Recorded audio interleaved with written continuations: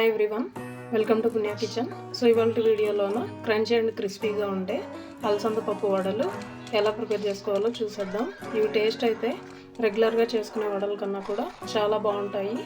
Rice సాంబార్లోకి కాంబినేషన్గా చాలా బాగుంటాయి కూడా. అండ్ ఇవి ఆయిల్ కూడా ఎక్కువ పీల్చుకోవు. అలసంద పప్పు వడలు తయారు విధానానికి కావాల్సినవి: అలసందలు ఒక 200 గ్రాములు. ఈ విధంగా 4 నుంచి 5 గంటల సేపు నానబెట్టుకోవాలి. సో ఈ అలసంద పప్పు అనేది మనకు ఈ విధంగా ఉంటుంది. సో ఇది మనకు మార్కెట్లో లేదా జనరల్ స్టోర్స్లో, గ్రోసరీ స్టోర్స్లో ఎక్కడైనా కూడా అవైలబుల్ ఉంటుంది. సో ఉల్లిపాయలు మీడియం సైజువి ఒక 2, పచ్చిమిర్చి రుచికి తగినంత, అల్లం కొంచెం, ఉప్పు రుచికి తగినంత, కొత్తిమీర, కరివేపాకు. మీరు కావాలి అంటే వెల్లుల్లి కూడా వేసుకోవచ్చు. సో ఇప్పుడు ఈ మొత్తాన్ని కూడాను పప్పుని మిక్సీలో బరకగా పట్టేసుకుందాం కొంచెం. సో ఇది మిక్సీకి పట్టేటప్పుడు నీళ్ళు అయితే ఎక్కువగా వేసుకోకూడదు, జస్ట్ ఈ విధంగా లైట్గా ఉంటే సరిపోతాయి. సో ఈ మిక్సీకి పట్టుకునేటప్పుడే ఇందులోకే ఉప్పు, పచ్చిమిర్చి, ఈ మొత్తం అల్లం అంతా కూడాను వేసేసుకోవాలి. సో అల్లము మీరు మిక్సీకి వేసేసే ముందు కొంచెం ఈ విధంగా దంచి పెట్టుకుంటే తొందరగా మెదుగుతుంది. సో ఇప్పుడు ఈ మొత్తాన్ని కూడాను మిక్సీకి పట్టేసుకుందాం. సో మిక్సీలోను ఈ కన్సిస్టెన్సీ వచ్చేలాగా పట్టుకోవాలి. ఇందులో ఏమైనా మీకు వాటర్ కొంచెం ఎక్కువ అనిపిస్తే సో ఈ విధంగా పట్టుకున్నప్పుడు ఇలా గట్టిగా కనుక పిండామంటే కొంచెం వాటర్ అనేది మీకు వచ్చేస్తుంది. సో ఆ విధంగా వాటర్ని మనం తీసేసుకోవచ్చు కూడా ఈజీగా. మరీ నున్నగా కూడా అవసరం లేదు, ఈ విధమైన కన్సిస్టెన్సీ ఉంటే సరిపోతుంది. సో ఇప్పుడు ఇంకా కావాలి అంటే ఉల్లిపాయ మరి కొంచెం కట్ చేసి వేసేసుకోవచ్చు.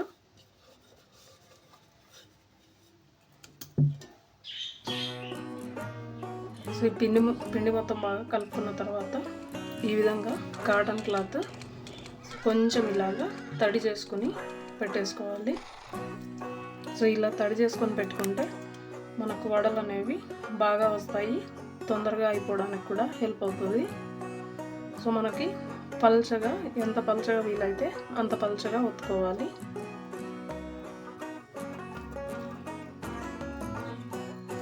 సో మనకు బాండ్లీకి ఎన్ని అయితే సరిపోతాయో అన్నీ ఈ విధంగా ముందుగానే ఈ విధంగా ఒత్తేసుకుంటే బాగుంటుంది.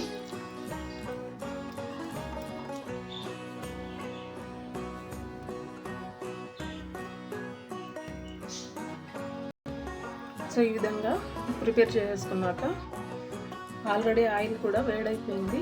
సో ఇప్పుడు బాండీలో వేసేసుకుందాం. సో ఇలాగా మెల్లగా మనం చేసుకున్న వడల పిండి మొత్తాన్ని కూడాను వేసేసుకోవాలి.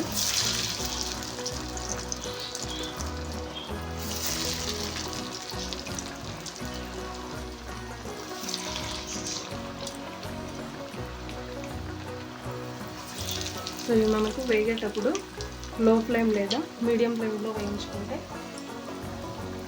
పిండి బాగా ఉడుకుతుంది లోపల.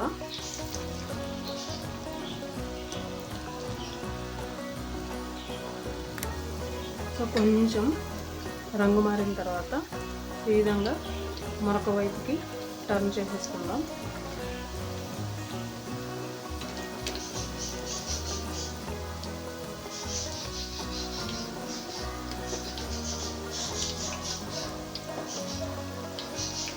సో మరొక 2 నిమిషాలు ఇలాగే వేగించుకోవాలి.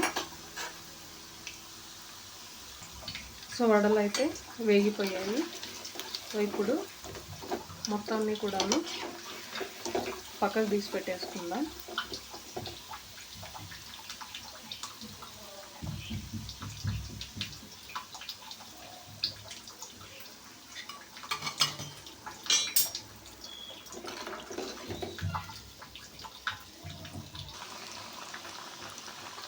Thank you friends watching my video.